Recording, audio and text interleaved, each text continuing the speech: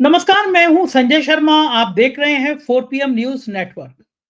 कुंभ मेले को लेकर एक मैं बहुत सनसनीखेज खुलासा करने जा रहा हूं।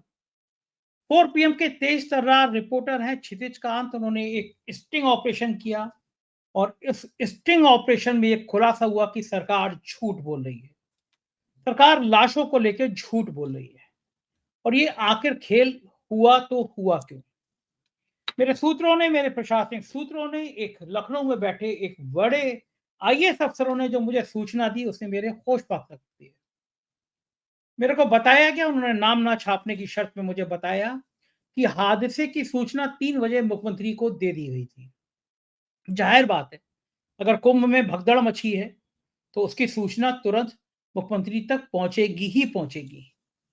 और जो लोग भगदड़ में मरे हैं, उनकी मृत्यु भी ऐसा नहीं है कि वो बाद में हुई हो। उनकी मृत्यु भी 1 घंटे के अंदर हो चुकी थी, यानी 4 बजे से पहले मौत का आंकड़ा 2-3 दर्जन पार कर चुका था। उसके बाद ये तय किया गया था, उसके बाद ये सोचा गया था कि अगर ये मौत का आंकड़ा सामने आ गया, तो अखाड़ा के लोग, अखाड़ा परिषद ये फैसला कर सकता है, अखाड़े स्नान करने से त्याग कर सकते हैं। और अगर अखाड़ों ने स्नान नहीं किया मौनी अमावस्या के दिन, तो पूरा कुंभ बेकार हो जाएगा। पूरे कुंभ की जो हजारों करोड़ की ब्रांडिंग है, उसपे दाग लग जाएगा कि इतनी मौतें हो गईं और अखाड़ों ने स्नान नहीं किया। तब ये तय किया गया कि इस खबर को छुपाया जाए, इस खबर को ना बताया जाए। सुबह उठते-उठते बड़े-बड़े संपादकों को फ़ोन किया गया।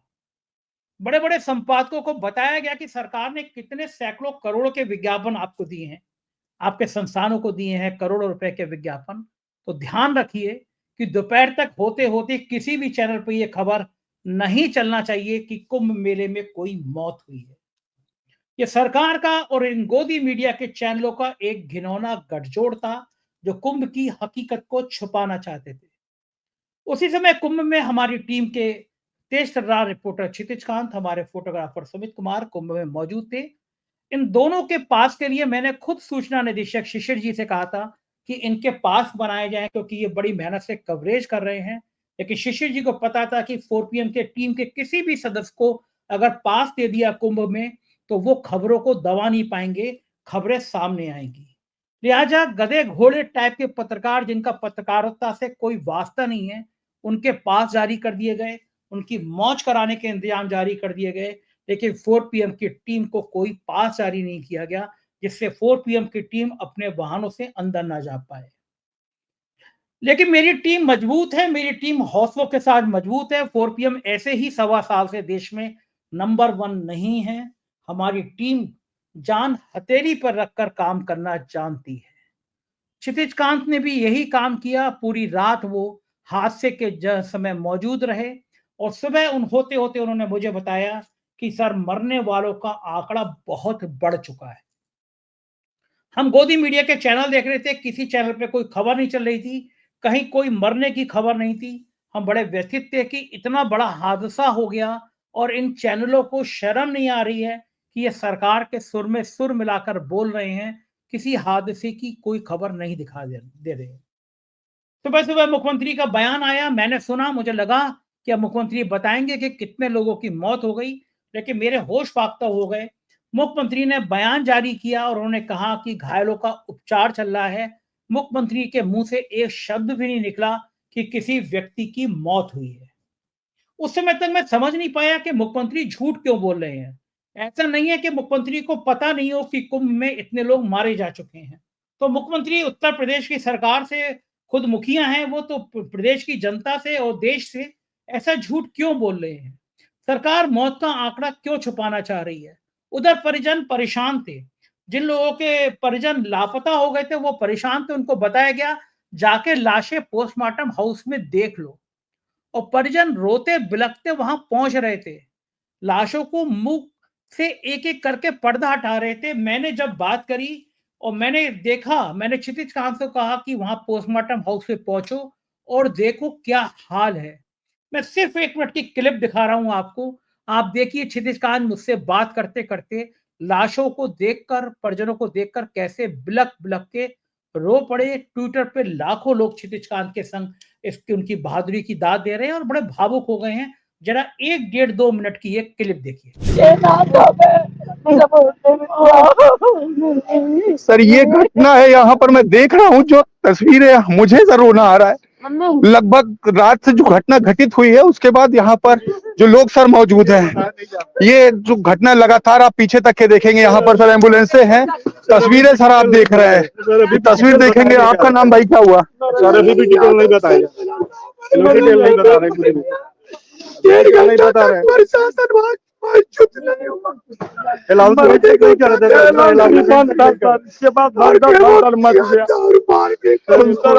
ये घटना है यहाँ पर सर आप देख रहे हैं।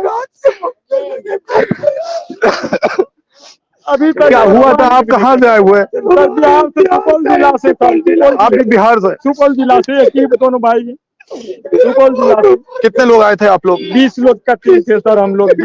उसमें अभी तक 10 लोग नहीं पता है कौन कहाँ गया। मेरा जीत वो यहाँ आया तो हम लोग यहाँ चले आए। सर सबसे बड़ी बात है डिटेल एक भी नहीं बता रहे कहाँ और बॉडी रखी गई है। ये तब का वाकया है जब मैंने 10 बजे देखा कि कोई चैनल नहीं दिखा रहा, तो मैं 10 बजे लाइव करने बैठा। क्षितिज से मैंने कहा कि पोस्टमार्टम हाउस पे पहुंचो, पोस्टमार्टम हाउस पे लोग आएंगे, उनसे बात करो। हमने 3.5 घंटे लगातार लाइव किया और लाइव के दौरान पोस्टमार्टम हाउस में दिखा कि एम्बुलेंस आ रही थी, उनसे लाशें उतर रही थी, परिजन बेहाल थे, पैदल चल के आ रहे थे, कोई बड़ा अफसर वहां आ नहीं रहा था। दोपहर के बाद शाम होते होते प्रधानमंत्री कार्यालय ने ट्वीट कर दी और कहा कि जो मरे हैं उनको श्रद्धांजलि, हताहत लोगों को श्रद्धांजलि। ऐसे ही बयान गृह मंत्री का आ गया। लेकिन तब तक उत्तर प्रदेश के मुख्यमंत्री ने, उत्तर प्रदेश की सरकार ने एक भी ट्वीट जारी नहीं किया, एक भी बयान जारी नहीं किया कि कोई मरा है। यानी सरकार ये बात को छुपाना चाहती थी कोई मरा है, जबकि प्रधानमंत्री और गृह मंत्री ने इस संबंध में ट्वीट करके श्रद्धांजलि भी दे दी थी, अपनी संवेदनाएं भी व्यक्त कर दी थी। तब मेरे को समझ में आया कि आखिर हुआ है तो क्या हुआ है। देश के प्रधानमंत्री मान रहे हैं कि वहां हादसा हुआ है, मरे हैं। देश के गृह मंत्री भी मान रहे हैं हादसा है, मरे हैं। लेकिन उत्तर प्रदेश के मुख्यमंत्री क्यों नहीं मान रहे हैं? तब मुझे उस आईएएस अफसर ने कहा कि अगर मुख्यमंत्री ये बयान दे देते कि इतने लोग मरे हैं तो अखाड़ा के लोग स्नान करने नहीं जाते। तो इसका मतलब ये कि प्रदेश सरकार ने इन अखाड़ा के संतों से, महात्माओं से झूठ बोला। ये कुंभ झूठ की बुनियाद पे खड़ा हो गया। आज मौनी अमावस्या के दिन जो स्नान किया संतों ने, उस स्नान से पहले उनको गुमराह किया गया। मेरे लिए दुख की बात यह है कि मुख्यमंत्री खुद योगी भी हैं, संत भी हैं, गेरुए वस्त्र धारण करते हैं। अगर ये बात वो अखाड़ा परिषद के लोगों को बताते कि एक हादसा हो गया है, इतने लोग मरे हैं, तो शायद संत समुदाय के प्रति उनकी ईमानदारी जाहिर होती। ये कहा जाता कि एक गेरुए वस्त्र पहने व्यक्ति ने सच बोला, लेकिन इस तरह लाशों को छुपाया गया, अखाड़ों को स्नान करा दिया गया और 17 घंटे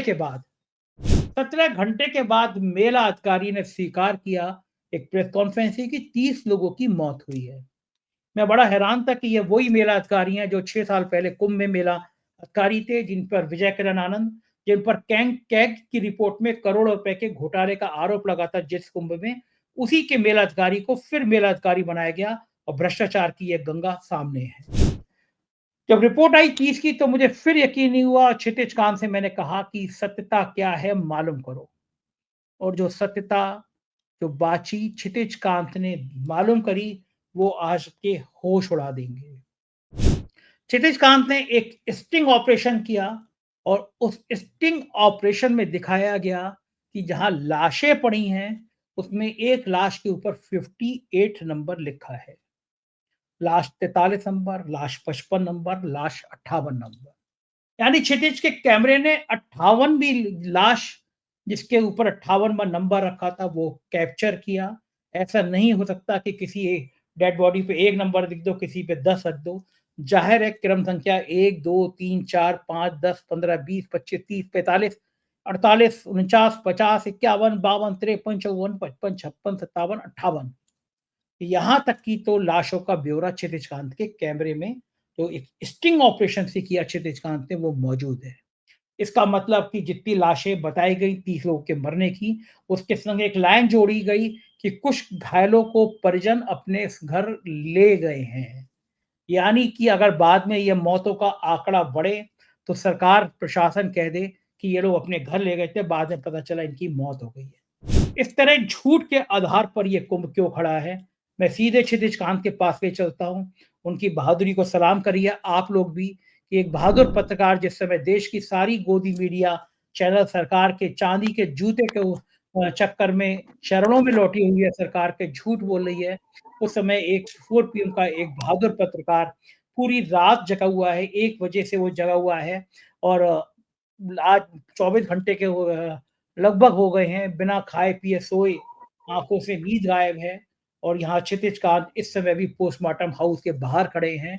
पहले मैं आपको वो वीडियो दिखाता हूँ, जो क्षितिज कांत के स्टिंग कैमरे ने कैद किया है, जिसमें लाश संख्या 58 जो गोले में दिख रही है आपको, वो देखिए और फिर आके क्षितिज से बात करता हूँ। देखिए ज़रा वो वीडियो, आपका दिल दहल जाएगा। मैं ये वीडियो दिखाना नहीं चाहता, ये तस्वीरें आपको विचलित कर सकती हैं, लेकिन हकीकत में ये बहुत बड़ी खबर है, जो आपको जानना चाहिए, क्योंकि आपको जानना चाहिए कि आपके भाग्य विधाता क्या कर रहे हैं। देखिए ये वीडियो।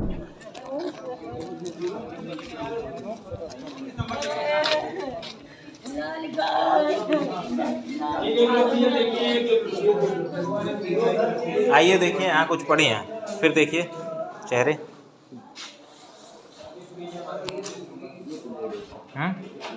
देख लीजिए आप, मिलाइए।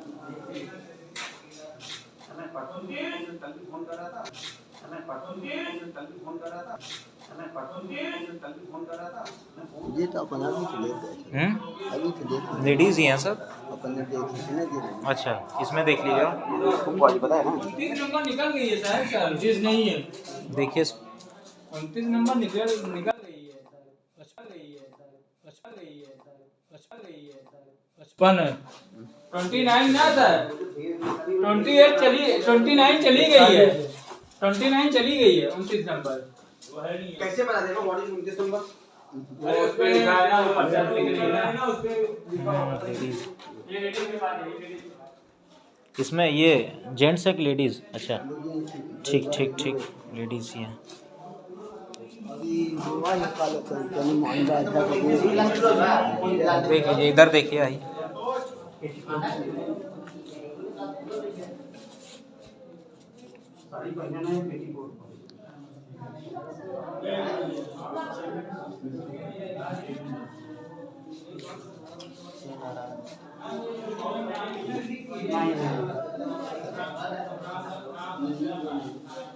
ये महिला है? अच्छा,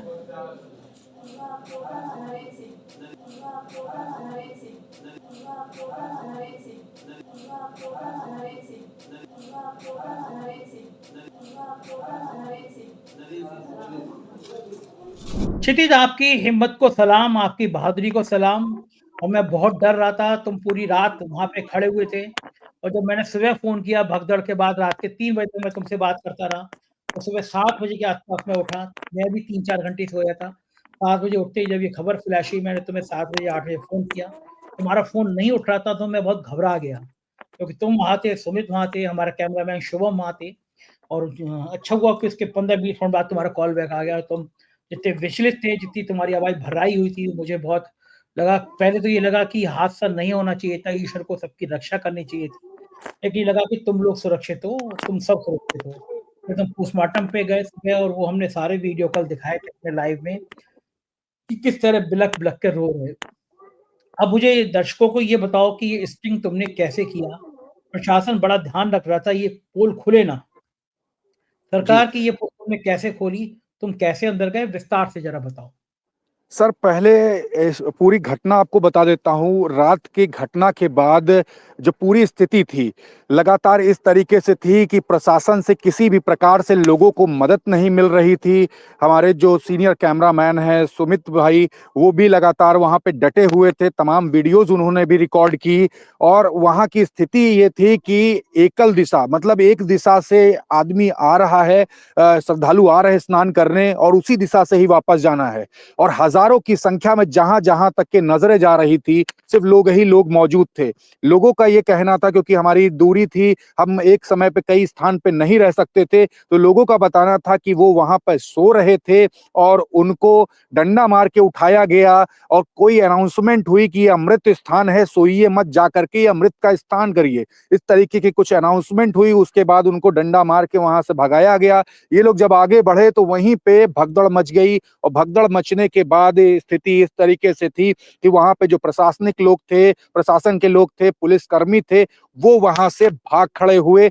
लोग मदद मांगते रहे कि जो जीवित थे वो भी मदद मांग रहे थे कि किसी भी तरीके से बचा लिया जाए, लेकिन उसके बाद उनके परिजन बताते हैं उनकी मृत्यु हो जाती है, लेकिन मृत्यु से पहले उन्होंने मदद मांगी थी। स्थिति इस तरीके से थी कि लोग कई किलोमीटर चल करके, बीसियों किलोमीटर चल करके पैदल पहुंचे थे, थके हुए थे, आराम कर रहे थे, लेकिन इस तरीके की घटना होती है। लोगों ने ये तक बताया कि वो अपने परिजनों को लेकर के वहां पर बैठे हुए थे और उनके जिनकी मृत्यु हो गई थी उनको लेकर जाया गया। उसके बाद वो जब मर्चरी आते हैं तो उनकी बॉडी तक नहीं मिलती है।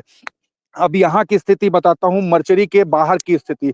मर्चरी के बाहर लोग रो रहे थे, बिलख रहे थे, कह रहे थे कि हमारे परिजनों के बारे में बताया जाए। गाड़ियां लगातार आ रही थी और हर गाड़ी में लगभग 2 से 3 शव थे और उसपे मैंने जो विज्ञापन देखे थे, जो स्टिकर जो लगा हुआ था, उसपे स्टिकर महाकुंभ प्रयागराज 2025 लिखा हुआ था और उन एम्बुलेंसेस पर, उन गाड़ियों पर 2 से 3 शव लगातार आ रहे थे और मैंने लाइव पे लगातार 3 से साढ़े 3 घंटे दिखाया है हम लोगों ने 4 पीएम न्यूज नेटवर्क ने कि बीसियों गाड़ी आ रही, तो हर गाड़ी पे 2 से 3 शव इन गाड़ियों पर जो कि महाकुंभ में थी। तो साफ दर्शाता है, अगर 20 गाड़ी थी तो लगभग 20 गाड़ियों में अगर 2-2 शव भी अगर मान ले तो औसतन लगभग 40 शव तो होते ही है। क्या ये गाड़ियां सिर्फ क्या महाकुंभ के बाहर प्रयोग हो रही थी? जाहिर सी बात है, ये गाड़ियां वह महाकुंभ में थी और वहां से ही गाड़ियों से बॉडीज लाई जा रही थी। इसके बाद बताया जा रहा है जो परिजन जो गाड़ियों में जो बैठ करके आए, कई प्राइवेट भी गाड़ियां थी, क्योंकि जो सरकारी गाड़ियां थी वो लगातार वर्क कर रही थी। गाड़ियां एम्बुलेंस कम पड़ गई, उसके बाद प्राइवेट गाड़ियों से भी शवों को लाना चालू किया गया।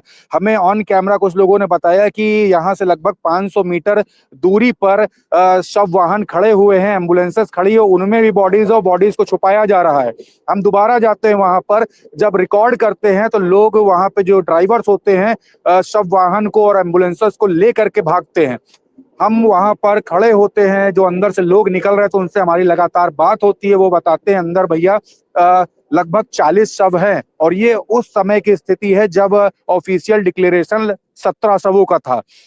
हम लगातार सोशल मीडिया पर और अपने चैनल के माध्यम से लगातार गुहार लगा रहे थे। लोग जो हमसे कह रहे थे कि कम से कम महाकुंभ के ट्विटर हैंडल पे जिस तरीके से पूरा भव्य विज्ञापन दिखाया गया, भव्य आयोजन दिखाया जा रहा है, उस पे कम से कम शवों की तस्वीर अगर जारी कर दिया जाए तो श्रद्धालु जो 20 किलोमीटर लगभग मेला से चल करके यहाँ तक आ रहे हैं, पैदल चल करके एक अस्पताल से दूसरे अस्पताल, दूसरे अस्पताल से तीसरे अस्पताल, तो किसी भी प्रकार की दिक्कत ना हो। सुबह जब बात होती है तो आपने कहा था कि जो श्रद्धालु जो आए हैं, जो परिजन हैं, उनकी मदद जरूर की जाए। 4 पीएम न्यूज नेटवर्क हर तरीके से तत्पर और तैयार रहना चाहिए और शाम तक के वो दिखा। हम पूरा दिन जब लाइव चला रहे थे तो जब शाम को हमारे जब लाइव होता है लगभग 6 बजे के आसपास का, 5 बजे के आसपास का, तो उसमें लोग हमारे पास तस्वीर लेकर के आते हैं, भैया सिर्फ आपका ही लाइव दिखाई दे रहा है और आप ही आवाज उठा रहे हो, बाकी कोई चैनल उठा नहीं रहा। तो लोग अपनी तस्वीरें, अपने नंबर्स लेकर के आते हैं कि एक बार अपने लाइव पर दिखा दिया जाए तो हमारे परिजन मिल जाएंगे। तो उसी बीच में एक लोगों से हमारी बात होती है, हम उनको बताते हैं कि अगर आप हमारे साथ अगर चलेंगे अंदर शव को, क्योंकि उनको डर लग रहा था, अंदर जाने नहीं दिया जाएगा और वो विश्वास कर रहे थे कि 4 पीएम न्यूज नेटवर्क के अगर लोग जाएंगे तो अंदर जाने दिया जा सकता है। जब हम भी जाते हैं गेट पर ही तो वहां पर बीबीसी के रिपोर्टर, जो कि वर्ल्ड की मीडिया है, टॉप मीडिया, उसको जाने से भी इनकार कर दिया जाता है। ये स्थिति होती है। तो एक योजना होती है, उनसे हम परिजन से बात करते हैं, अगर आप हमारी मदद कर देंगे तो तमाम लोग जो यहाँ पर हैं, जिनके बॉडी नहीं मिली है, शव नहीं मिले हैं या परिजन जिनसे बिछड़ गए हैं, तो हम दिखा सकेंगे कि अगर जैसे आपको दिक्कत हो रही वैसे दूसरों को भी दिक्कत ना हो। हमारे चैनल के माध्यम से, हमारे चैनल को लगातार देखा जा रहा है तो हमारे चैनल के माध्यम से उनको मदद मिल सकेगी। उसी दौरान एक लड़के से और मुलाकात होती है। वो लड़का हमें कहता है कि ठीक है, हम आपके साथ चलेंगे। हमने यही कहा कि आप इनकी मदद कर दीजिएगा, साथ में इनको पकड़े रहिएगा, बाकी रिकॉर्डिंग हम हमारी टीम कर लेगी। साथ में हम जाते हैं अंदर, और अंदर की जो तस्वीरें थी वो कुछ इस तरीके से थी कि कहीं पे 3 कमरे लगभग बने 3 कमरे बने हुए, और हर कमरे में शव वहाँ पर है। जब बॉडीज़ देखते तो उसपे एक नंबर पड़ा होता है, कहीं पे जैसे 3 नंबर पड़ा है, 5 नंबर पड़ा है, किसी में 43 नंबर, 47 नंबर, ऐसे ही करके 55 फिर 58 नंबर उसपे पड़े रहते हैं। और ये बॉडीज़ लगातार गाड़ियों से वहाँ सब वाहनों से आ रही थी, और उसी के बाद एक दिमाग में एक अचानक से चौंक उठता हूँ मैं कि ये 58 नंबर यहाँ पे पड़ा हुआ है, और ऑफिशियल डिक्लेरेशन सिर्फ अभी तक के शाम की स्थिति थी जब डिक्लेरेशन हो चुका था कि 30 लगभग शव अभी तक के मिले हैं, और लगभग 30 लोगों की मृत्यु की पुष्टि हुई है। ये उसके बाद की स्थिति है। और लगातार जब हम ये इसको जब रिकॉर्ड कर रहे थे तो वहाँ पर देखा कि किस तरीके से सबका चेहरा खोल करके दिखाया जा रहा था। दिखा रहा था वो शख्स जिनके परिजन खोए हैं और अभी तक के मिले नहीं। लोगों का ये तक कहना था कि हमारी बॉडी हमसे ले ली गई, एम्बुलेंस में रखी गई है, और वो यहाँ मर्चरी तक नहीं लाई गई। ये स्थिति थी लगभग 4 बजे के आसपास की। 4 बजे अपने परिजन को लेकर के श्रद्धालु बैठे हुए थे, उनके शव को लेकर बैठे हुए थे। एम्बुलेंस ने बॉडी ले ली, और बॉडी लेकर के कहाँ गए ये बिल्कुल अभी तक के पुष्टि नहीं हो पाई। लोग बिलख रहे थे, रो रहे थे। तब हमने जाकर के अंदर जाकर रिकॉर्ड किया, और रिकॉर्ड करने के बाद एकदम से होश उड़ गया। बात हमने वहाँ पे जो एम्बुलेंस ड्राइवर्स थे उनसे भी की, क्योंकि हम लगातार धरना प्रदर्शन भी कवर करते हैं। हमने जो एम्बुलेंस के जो कर्मी हैं उनके भी धरने प्रदर्शन कवर किए, तो एक ने धीरे से बताया, भैया जो शव की जो स्थिति यहाँ पे जो बताई जा रही है वो सही नहीं है। शव की संख्या 100 से ज्यादा हो सकती है, कोई बता रहा है 150 से ज्यादा हो सकती है, क्योंकि उन्होंने देखा है और लगातार उस स्थल तक जा रहे हैं जहां से ये बॉडीज लाई जा रही हैं। तो ये सब चीजें होश उड़ाने वाली थी। ऑफ द रिकॉर्ड तमाम सारी चीजें बताई गई। अफवाह यहाँ तक फैली हुई है यहाँ पर कि बॉडी अरैल घाट पर अभी भी है। इस समय रात्रि काफी रात हो चुकी है, और इस समय बताया जा रहा अरैल घाट पर बॉडी है। और इस तरीके से भी अफवाहें फैली हुई है कि सेक्टर 20 में बॉडीज रखी हुई है, सेक्टर 2 में बॉडीज रखी। इस तरीके से अफवाह यहाँ पर फैली हुई है। लोगों के बीच में लोग जाते हैं वहां तक के, और वहां पे शव नहीं मिलते। स्थिति इस तरीके की है। और यहाँ पे बताया जा रहा है कि कुछ 3 से 4 अस्पताल हैं जहां पर शव अभी भी हैं, परिजन हैं जो घायल हुए थे। इस तरीके की स्थिति है, और लोगों को किसी भी प्रकार की कोई भी मदद नहीं की जा रही। एक अस्पताल से दूसरे अस्पताल, दूसरे अस्पताल से तीसरे अस्पताल पैदल चलना पड़ रहा है। प्रशासन किसी भी प्रकार की कोई भी मदद नहीं। और ये जब वीडियो जब रिकॉर्ड जब हो जाती है, तो जब हम लेकर के आते तो कहीं ना कहीं तसल्ली होती है कि हम लोगों को बता पाएंगे कि इतने लोग ये जो लोगों को ढूंढ नहीं पा रहे या कहीं पर भी हैं, तो हमारे चैनल के माध्यम से उनको ये पता चल सकेगा कहीं इनमें ही तो उनके वो परिजन नहीं जिनको वो ढूंढ रहे हैं अलग अलग स्थानों पर। क्योंकि हमारा चैनल पूरे देश भर में इस समय देखा जा रहा है, और लोग हमारे पास चल कर खुद से आ रहे हैं। जी सर। क्षिति, आपने किसी व्यक्ति से जिसकी वो परिजन गायब थे, आपने ये जी कहा कि भाई अंदर जाओ और पर्चा मत कराना, आप भी उन्हीं के रिश्तेदार बन के अंदर चले गए। जी जी तो बिल्कुल ये सर, जो रिश्तेदार बनकर जाना पड़ा। आप उनके रिश्तेदार बन के चले गए, आपने पर्चा नहीं दिया तो आप अंदर चले गए, क्योंकि जी रिश्तेदारों को चेहरा दिखाए जा रहे थे। तो ये जो जी आपने वहाँ पे गए और जो लाश के ऊपर किसी एक शव के ऊपर 58 नंबर लिखा था, तो क्या जी वहाँ पे पूरे 58 शव थे या शव कुछ कम थे, और कम थे तो शव कहाँ चले गए फिर? सर, स्थिति सर इस तरीके की है। लोग ये तक बताते हैं कि यहाँ पर सिर्फ काउंटिंग लगभग 30 रखनी है, 30 से ऊपर नहीं। 3 से 4 शव निकलते हैं, बॉडीज बाहर गाड़ियां खड़ी हुई हैं, लगभग 10 से 15। अभी भी स्थिति ये है कि गाड़ियां खड़ी हैं और उसमें शव लगातार आ रहे हैं। और ये सभी गाड़ियों पे जो स्टिकर लगे हुए हैं वो महाकुंभ प्रयागराज 2025 लिखा हुआ, और हर गाड़ी पे 2 से 3 शव लगातार आ रहे थे। और ये स्थिति थी, हमने अपने लाइव कैमरे पर दिखाया है। 4PM न्यूज नेटवर्क पूरा दिन लाइव कर रहा था, और पूरे दिन हमने ये तस्वीरें दिखाई हैं। लगातार एम्बुलेंसेज आ रही थी, एम्बुलेंसेज में बॉडीज थी, और इस तरीके की स्थिति लगातार बनी हुई थी। वहां पर इस तरीके के माहौल बनाया गया है कि कुछ बॉडीज दे दी जाती हैं, जो परिजन जैसे पहचान लेते हैं उनको बॉडीज दे दी जाती हैं, और उनको तुरंत बिना किसी से बात किए हुए भगा दिया जाता है। हमने ऑन कैमरा बात करने की, एक परिजन से बात करने की कोशिश की थी। हम बात कर रहे थे तो हमें धक्का दिया गया वहां पर।